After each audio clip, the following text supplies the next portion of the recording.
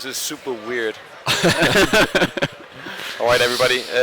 My name is Bjarke, and this panel is about IoT, or the Internet of Things, which you probably all remember some years ago was very hip, and then sort of everyone forgot about it, and now it's starting to come back, or at least we are some people that believe that. Brought with me two amazing panelists that I think we should start by introducing. I'll go first. My name is Bjarke, as I said. I'm with the Creandum. We're an early stage venture capital fund based in Stockholm, Berlin, and San Francisco, focusing on software investments, and have sort of dabbled in IoT very recently. Mikkel, do you want to go? Yeah, my name is Mikkel Sørensen, and I'm the CEO and founder of a company called Omnio, where we work primarily with industrial IoT and connecting legacy assets in industry to the internet and beyond. And my name is Kasper Lund. I'm the co-founder and CEO of Toitware, a startup company in Aarhus, of all places, that is revolutionizing how we think people should be building software for the Internet of Things. That was the very short version. Cool. So, 10 years ago, when IoT came up as a concept, we all thought, or at least I thought, that by now we would have refrigerators that we could talk to, and they would see what's inside them, and when you were out of milk, you would automatically order new milk. And then I'm on somewhere maybe really disappointed that hasn't happened. So hasn't it happened because it's really hard to do this, or is it just because maybe it's not useful? Like, any ideas there? I actually don't think that would be super hard to talk to your fridge. What would you tell it? In some sense, right? You see these commercials on TV where you have the newest refrigerator and it will send you a text message if you forget to close it. Like back in the day, or at least my fridge at home will just beep while I'm there, and I'm gonna close the door and it's gonna be fine. Like, why would I want a text message from my fridge telling me to close it when I'm at work?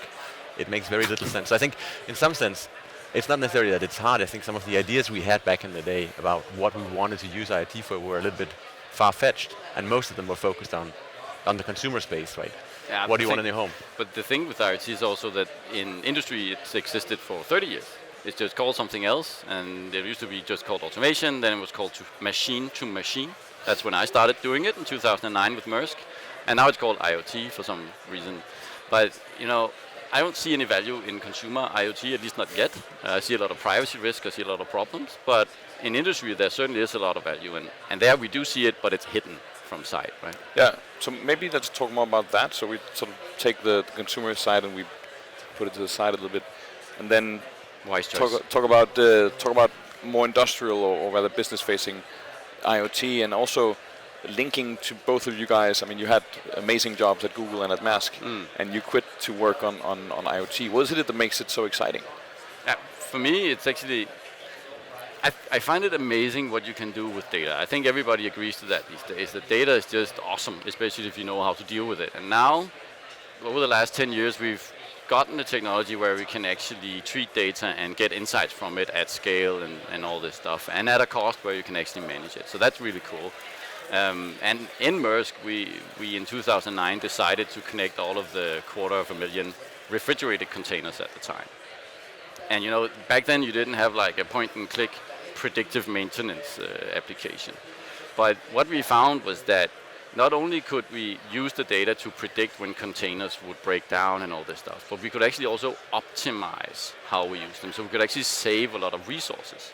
And from my point of view, that's what industrial IoT can really bring, is massive resource savings in how we make products today and how we consume products, simply by being more efficient. And not to make a very long story, but I did some work in breweries as well, and bottling plants, and saw that in one Coca-Cola plant, sorry, there you go. They actually, just by getting access to data from the production, they saved 15% of the water, just by understanding how they consumed the water and where it went and how they were misusing it. 15%, that's massive. And that's where we need to go if we are to do anything about the sustainability goals.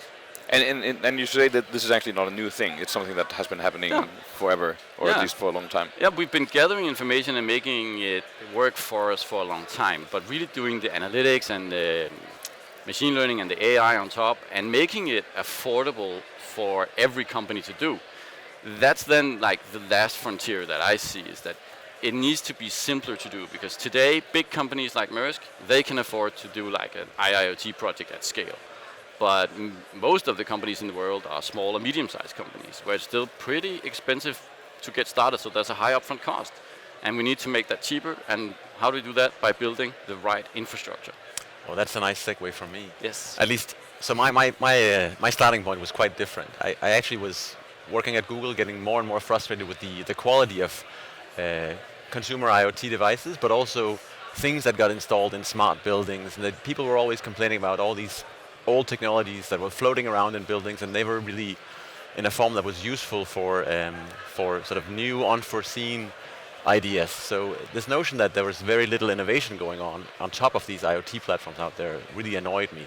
And also, I mean, I used to work on Google Chrome, where we had 4 billion users, something like that. I needed to go into an area where we could get more users, and IoT is probably the best place More to go. users than 4 billion. More than 4 billion. Right? So it's a nice sort of a starting point at least. But the same frustration with having it too hard to innovate, too hard to actually build IoT system solutions, just because the foundation, at least in my perspective, in terms of the software layers we have at the bottom there, it's too technical for most people to tap into and start using. It's too hard. Yeah. We need it to be as easy as writing a web app or developing a mobile app. Yes. So that's what I'm working on. And do you agree? Because if IoT is something that maybe is has been on for 30 years, now we just call it something else, then it sounds like there's lots of innovation.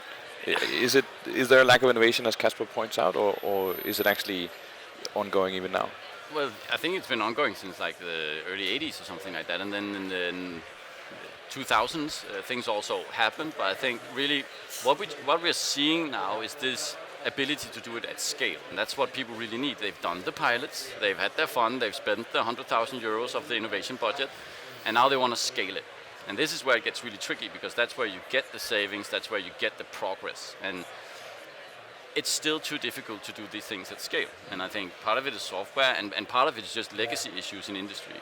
That devices in industry, they live for 10 or 20 years. You don't just throw them away like you do your mobile phone or something at home. They live for 20 years. So realistically, what we have out there right now that needs to be connected is 10, 15 years old. And they were not built for IoT in any meaningful way. So it takes days or weeks to get them online. And that's what we do at Omnio, is that we build software that just makes all the devices act as smart devices. It's pure software on top of the devices that just make them appear as if they are IoT ready. All the data is normalized and all that, so you can scale effortlessly and at a lower cost. I guess my take on that is more to change the future platforms so that we will avoid this problem altogether and have platforms that are updatable even in 10 years. Yes. Have platforms that are manageable by software people that can build interesting solutions on top of them even in 10 years after deploying them in smart buildings. So I think we're trying to solve the same problem just from different perspectives, right? You're taking legacy into account, and I'm trying to say, how do we avoid building the worst kind of legacy for the next 10 or 20 years by improving platforms today and working with that. So sort of helping Danske Bank move away from their mainframe versus launching a new Revolut Bank, which is built on the cloud immediately. Yeah. But I think there's also the whole connection between the two, and that's why we are complementary as companies, I think, right? That we need to make sure that all the stuff that's already out there can work with all the new stuff as well. And that's also an integration task, which is massive. And that's where we need to work together as an ecosystem of IoT solutions. I think we have a couple of questions, but I think the one that I find most exciting is what are the big opportunities for innovation right now in the space?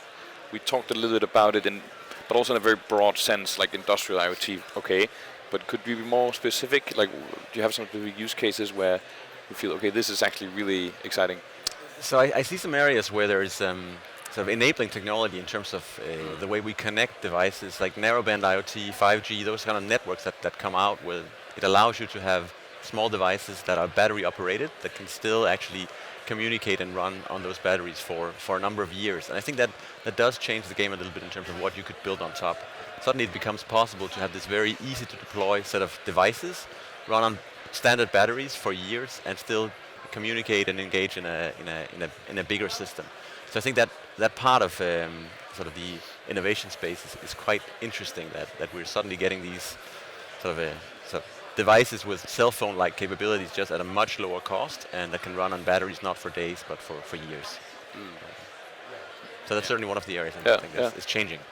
Yeah, I can only agree that 5G is also being adopted at very large scale in Germany, for instance. They made an auction of the spectrum, 4 different licenses, 3 of them went to telecom vendors, and the 4th went to industry. So BMW, Audi, all the big guys in Germany, they can now make their own 5G networks to just enable IoT in their factories. And that's pretty awesome, because they can do it at a lower cost, they can do it with lower power consumption, with new devices. I think that's probably the most important thing that's happening these days. So it sounds like in most ways it's sort of a fundamental infrastructure type technology that a little bit like sort of how databases suddenly made it cheaper to run an airline. Yeah. But it's not something normal people see or interact with, and that's, you say the same is happening with IoT. It's like sometimes we say also to investors that IoT is at the state that the internet as a whole was in '96 or something like that. You still need a lot of building blocks. You still need a lot of things to make it easy to use and just be always on. That's what we need to build, and that's our job. Okay. We got 2 upvotes now for another question, which is which companies you're most excited about in IoT right now. So you cannot say your own company. Can I say his? No. That's too bad.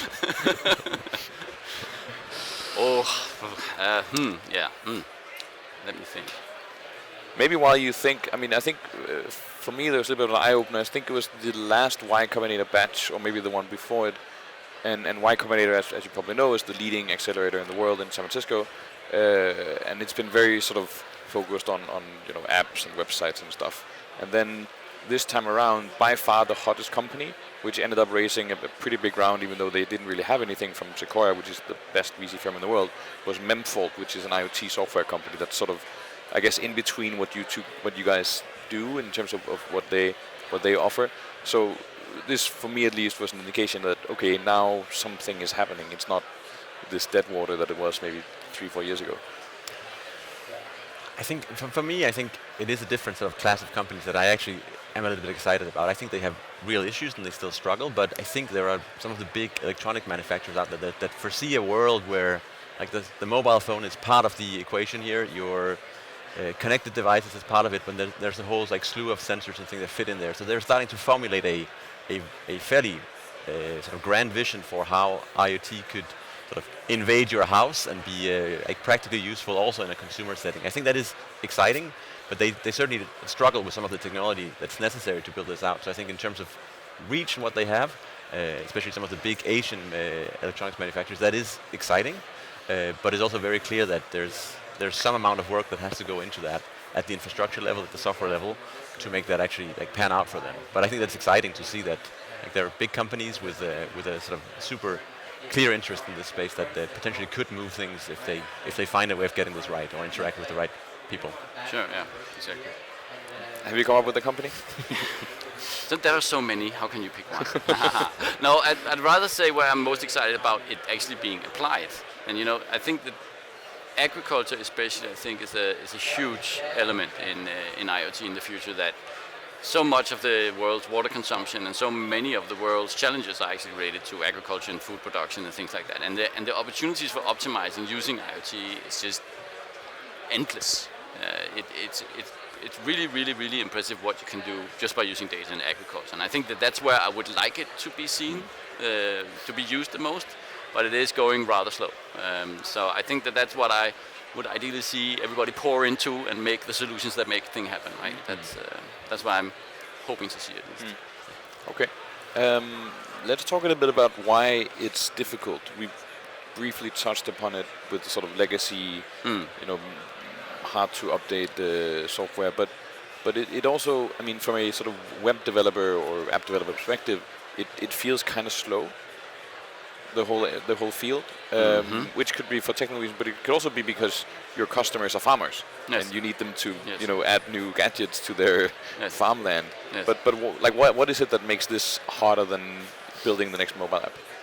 So I've had so many conversations with people that have good ideas on what to build with IoT that just have an extremely hard time building it, because it really starts with hardware for most of these projects. It starts with like buying small like CPUs and small computers and wiring them together, and it starts at a very, very low level. And the skill set I think required to do that well is not something that is super accessible to most like small and medium-sized companies. Pretty much what you were saying before. infrastructure is hard to build for these small companies, but actually just getting a device to run and write code for that is extremely difficult. And I think if you have someone straight out of a computer science education of some sort, a programmer, chances are that they will not be able to actually write software for these devices. And that's certainly not the case for mobile apps or web apps. Like the amount of developers out there that can meaningfully do something with a web browser or a mobile phone is just much, much higher. Like there's so many more developers that can actually do something here and have good ideas and actually implement them. So I think in some sense it's just the set of people that we think need to do this for us today is just too small. And like the tools we give them are the tools that we gave them in the 80s. So I mean they are not in the best position to compete against web apps and mobile apps, right? Exactly. So an example that we have actually is it's not a small company, it's a major company called SAS Institute in the US, and they have a solar farm that they want to optimize the energy production from. And they actually, they had data being generated inside the devices in the solar farm, but they couldn't figure out how to get it out and put it into the event stream processing engine. So finally we got in touch with them, and I think in a couple of days we actually just managed to map the whole thing and get data streaming into their software. But they never gotten over that hurdle, and they're technically capable people, but it's just too difficult. It's too fragmented, it's too involved, and you need to know too many things to succeed in this industry. So that's why we need to get together and build good infrastructure, so that it's just point and click like a web app and high-level languages and things like that, right? That's what you need. What about the whole hardware part of it? I mean, so like I'm sort of kind of a software guy. So I have a pretty good sense of if I want to build a web application, how I would do it and what kind of skills I would need. If you ask me to build, a device doing something, I would literally have no clue. Isn't that also a major hurdle that's blocking innovation? I mean, it is for me, right? I don't know how to build hardware either. I'm with you on the software side. But in most other contexts, I can actually go buy off-the-shelf hardware. Like, I can buy a mobile phone or get my users to do that for me. They can buy a laptop online, they can order it.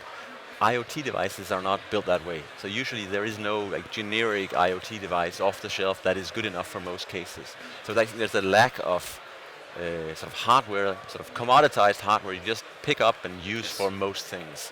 So I think having something there, like improve the toolbox, have building blocks that are sort of good enough for most things, and then have like fewer companies have to invest in dedicated specialized hardware development. It seems like a meaningful way of approaching that. Companies like Arrow and Flextronics and some of the other guys, they offer this service. You come with a blueprint, and they basically do the engineering for you and do the production plan and all that. Okay, stuff, so right? I just pay them, and then they build my gadget. Yeah, for instance, okay. Basically you can come with a drawing and say, I'd like that, and then they'll say, thank you very much, you'll pay this for it, and they'll build it for you, right? So I think that kind of service actually makes it way closer to be within reach for the pedestrian company, but it's still, you need to engage with them and pay them and all that stuff. Yeah. Right? So, What's your view on China in all of this, especially when it comes to the hardware? I mean, it just feels like everything hardware related is moving to Shenzhen, and like we in Europe at least are so far behind both on cost and innovation. I mean, is the center of IoT, is that actually China, or will it also be somewhere in the West? Maybe on the hardware side it is, right? I mean, in terms of manufacturing IoT hardware, I mean, like there is a big center there in Asia and in China. If you look towards software and higher level software solutions, infrastructure, I think we're in a much better position in Europe and in the US to deliver on that. So maybe that split is okay. I mean, at least for now, why don't we use software to run on relatively cheap commoditized hardware like we've done on mobile phones and desktop machines for as long as I can remember. And just like essentially like take away the hardware from the equation in most cases and just run on whatever is there. Right? If we can, at least for the vast majority of projects, get to that point where it's just some sort of generic hardware from somewhere, I don't really care if it's built in China as long as the price is right and the quality is right.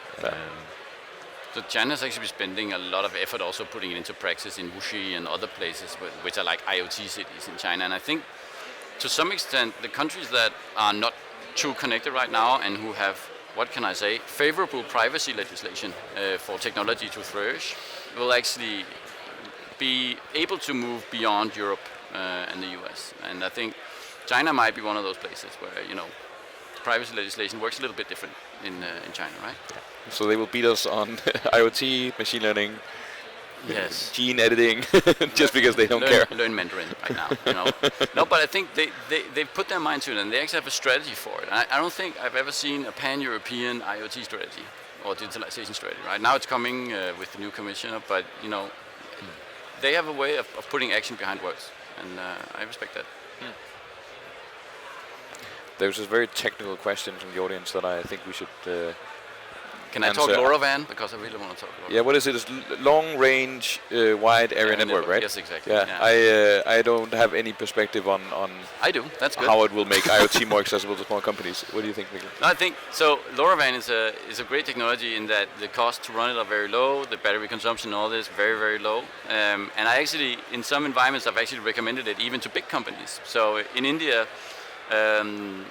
In most homes, there's a little device that actually makes sure the power is clean as it comes in from the utility into the house to protect the gadgets and stuff. And the biggest provider of those really wanted to monitor these devices so that they could see how they were faring out there in the real world. And they tried with 3G, they tried with 4G, getting cost down was just impossible. And then they asked us. I have nothing to do with LoRaWAN, but I know a little bit about it, so I just told them, try LoRaWAN.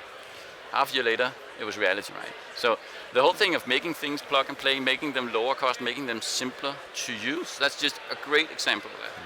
And just sort of for the audience and for me, like what exactly does it that you do? Yes, so LoRaWAN is exactly a long-range wide area network. What's not to like? No, it's... But long range as in 1 kilometer or as in... So with very few transmitters, you can actually cover a very large area, right? If you have more technical expertise than that, then... It very much depends on where you put it up, but even in cities, like it is usually in the order of like kilometers, so you can cover big cities relatively quickly with this kind of technology. And at a lower cost, and it's pretty good. You don't get a lot of bandwidth, but you don't need that in many applications. You just need to get like a few bytes every hour. Perfect. Okay. I think there's a question for you, Kasper. Will there be a dominant operating system for IoT? And if so, will the code become in English or Chinese? I mean, depending on your definition of the word operating system, I mean, I don't think we've seen sort of dominating operating systems on sort of the IoT space for a long time. It's been fairly fragmented. I mean, it's not that there are hundreds of them, but there are at least a couple of handfuls you can choose from. And to some extent, right, these being small network-connected devices that communicate primarily over their networks with protocols defined, specified somewhere else. Some of them might be legacy, but in some sense it doesn't really matter too much what kind of OS it's running, as long as it's secure, updatable over time, has the right sort of encryption standards built in. I mean, it's the quality you're going for. So in some sense, maybe it doesn't matter too much, right? If we are going to see a dominant OS, I think for most people, you wouldn't be able to tell the difference as long as it's built the right way. So far, I mean, we've seen big American companies invest in building sort of operating system things here. Amazon bought a company called FreeRTOS a few years ago. So they are investing in these things. And we've heard from Huawei that they're building something that might fit in this context too. So who knows, maybe we will see a Chinese dominating operating system for these things coming along. But I think for most people, developing high-level stuff on top of this, it's going to matter very, very little as long as the quality is right. But you're building one, right? I think we're building something on top of the operating system. Okay, fair enough. I think just from our point of view, what we see in industry is this shift that in industry you've traditionally, especially in manufacturing, been using Windows a lot in the process of manufacturing. And what we're seeing is that shift towards Linux, because the whole business case and the whole operating ethos of IoT is more Linux based. It's just you can't accept having tons of Windows licenses that you need to pay for every time you want to connect the end machine. It just doesn't work. And we are also very happy that Microsoft is really embracing the whole Linux world, right? Because I think that's what really is needed, that we work across OSs when each of them is useful. So yeah. Cool. So we have just a couple of minutes more. There's a question about creating trust between people and IoT devices, but I think I'll actually sort of pivot that into, say in 5-10 years, all of this, all our devices are smart, not necessarily in the home, but all the industrial devices and everything is connected and automated and whatnot. And net, that will probably be really good. Like most new technology is really good. Airplanes let us go, to Stockholm in 1 hour, but sometimes they also, fall down and also they pollute. in this world where everything is connected and smart, like what are the downsides and what are the risks that you see? Yeah, so I can just start a little bit. I think the obvious one is just security, right? The hijacking of devices and factories and even refrigerated containers. Back in the Merck days, we were actually very concerned that some malicious group would get access to our container control system and just hijack all 250,000 of them and say... And just turn off the refrigerators. Yeah, pay ransom, ransomware. And I think that is something that is realistically going to happen. If you look at pacemakers and other things, you can actually hack them and you can keep people ransom that way. And I think that's like the worst possible outcome, right? And I don't think that we as law-abiding good citizens can even imagine all the ways this can be abused, right? So it needs to be security by design, rather than us coming up with strategies to protect various things. It needs to be baked in from the very beginning. I agree with that. I think the only area that might be even more difficult to treat by just baking in the right standards and the right building blocks is the need for like private data. So these devices will collect lots of interesting information, and somehow we have to think about how to make it possible for people that operate these devices to understand which data flows where and who gets to see it. And I think that's an ongoing sort of research area, just understanding how can you actually operate on data that you're not allowed to see or work on. And there are certainly people that have much sort of better sense of how to do that than me, but I think we're going to need those people to come up with some smart ways where we can get some guarantees on how data flows and how data is used. Yes, exactly. All right. I think let's wrap up with that. Yes. Thank you very much, guys. Thank you very much. Appreciate it. Thank you. Thank you so much.